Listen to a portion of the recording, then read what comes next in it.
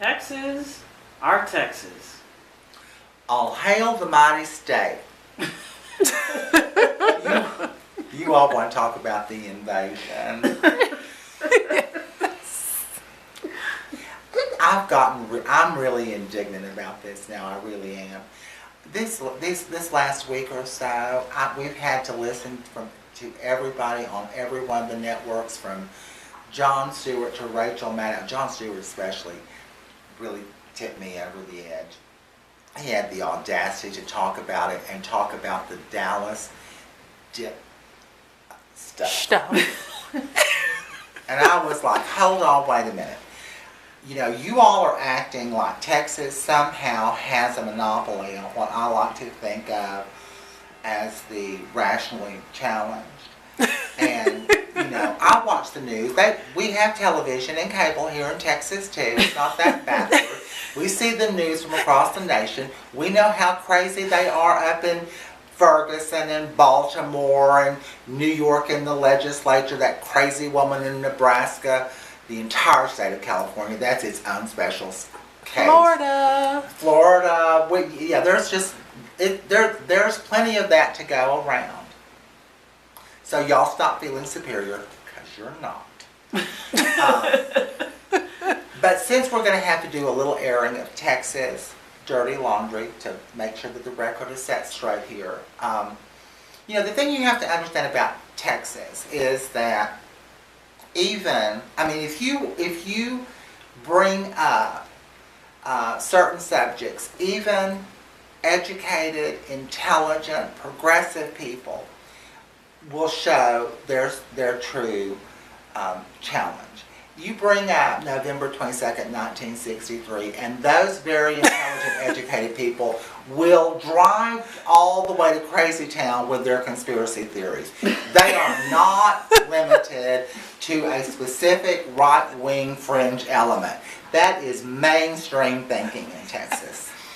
So conspiracies are in our blood. Conspiracies are in our blood. They are in our blood, and that's why I have one of my own. My own conspiracy theory, you know, with this invasion. Now, the NSA is monitoring every single phone call. They tell us that they don't know what the content of the calls is, or, well, whatever. That's what they say. I don't know.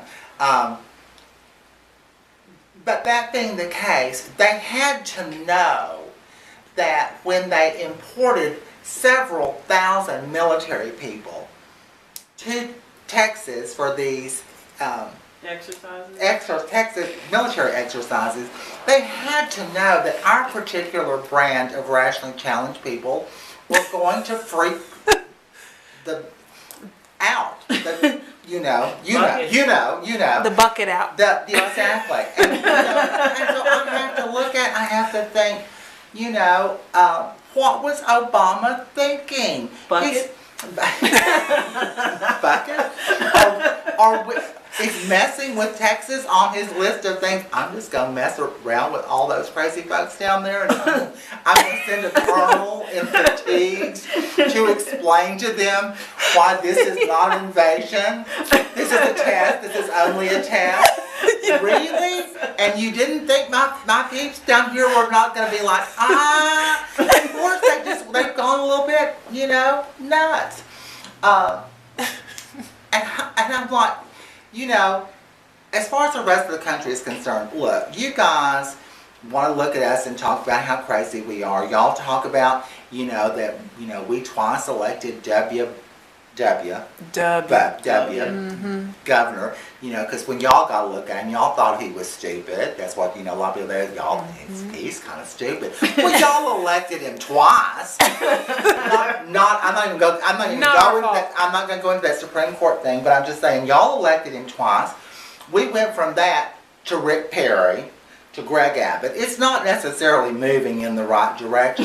But that having been said, what I want to remind the rest of the country is, number one, y'all have your own particular brands of rationally challenged people, but here in Texas, our rationally challenged people are heavily armed. So those of us who are not so heavily armed would prefer if you all would clean up the crazy in your own backyard and do like the signs say when you come into Texas, and that is, don't mess with Texas.